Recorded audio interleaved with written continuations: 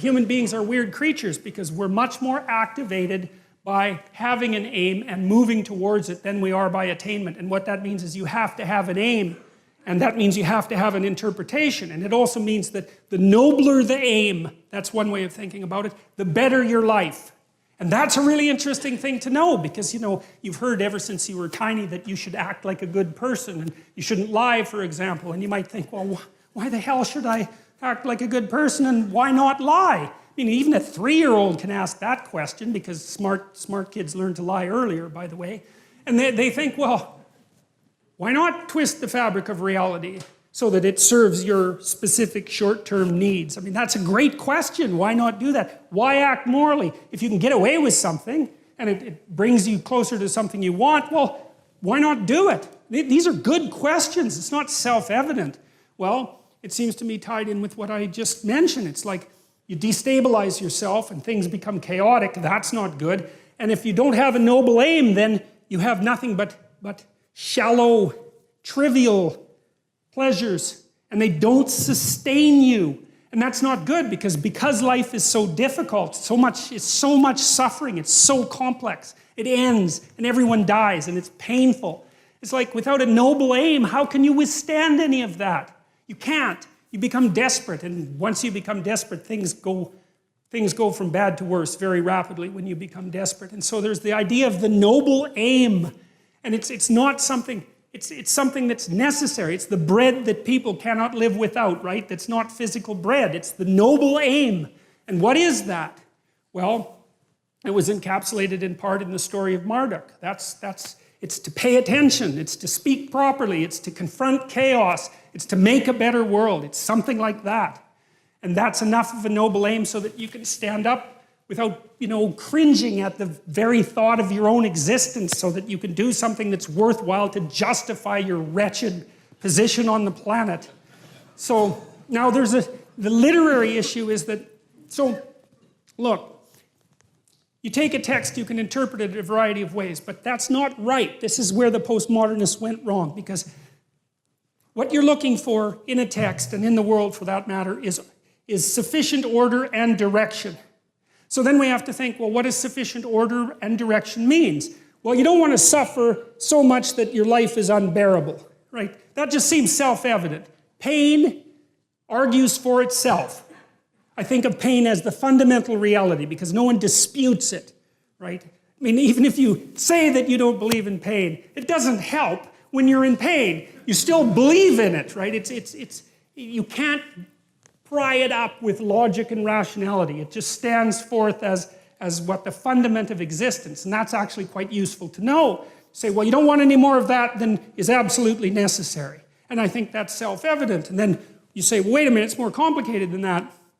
You don't want any more of that that's necessary today, but also not tomorrow and not next week and not next month and not next year. So however you act now, better not compromise how you're going to be in a year, because that would just be counterproductive. That's part of the problem with short-term pleasures, right? It's like act in haste, repent at leisure. Everyone knows exactly what that means. So you have to act in a way that works now and tomorrow and next week and next month and so forth. And so you have to take your future self into account.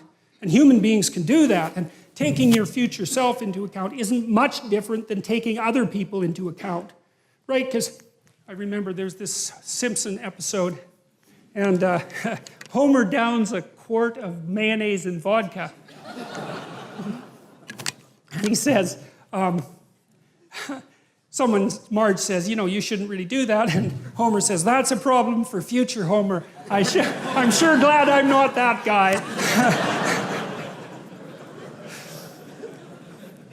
That's so ridiculously comical, you know.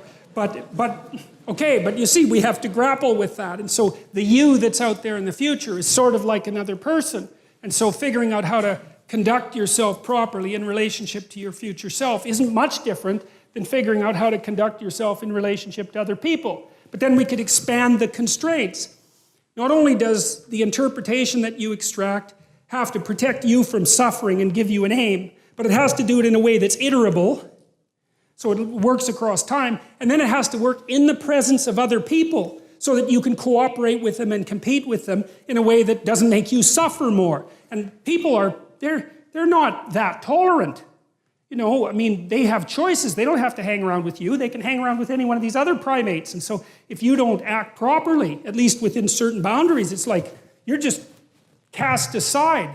And so people are broadcasting information at you all the time about how you need to interpret the world so they can tolerate being around you. And you need that because socially isolated, you're insane and then you're dead. No one can tolerate being alone for any length of time. We can't maintain our own sanity without continual feedback from other people because it's too damn complicated.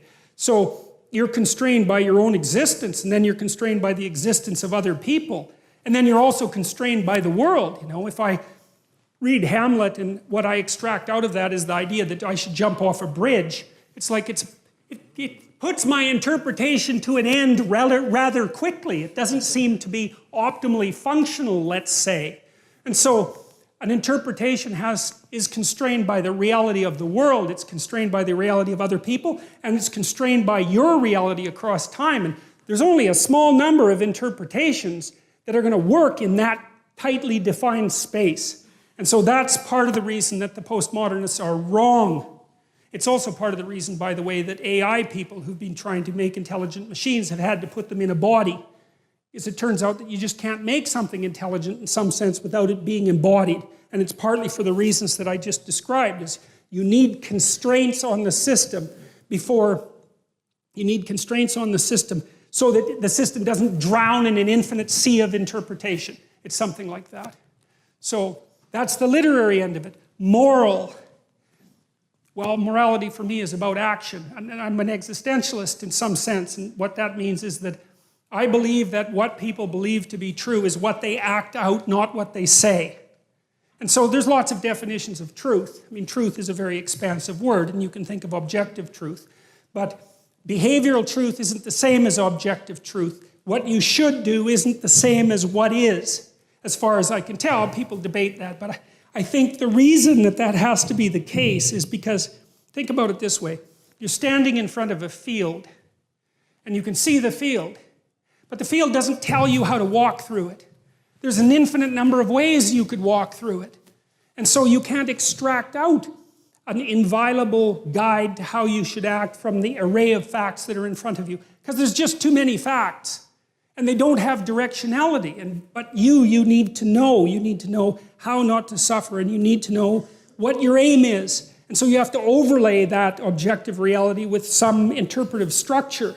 And it's the nature of that interpretive structure that we're going to be aiming at hard. I've given you some hints about it already. We've extracted it in part from observations of our own behavior and other people's behavior. And we've extracted it in part by the nature of our embodiment that's been shaped over hundreds of millions of years. But we see the infinite plane of facts and we impose a moral interpretation on it. And the moral interpretation is what to do about what is. And that's associated both with security, because you just don't need too much complexity, and also with aim.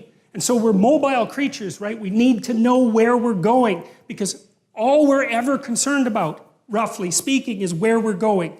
That's what we need to know. Where are we going? What are we doing? And why?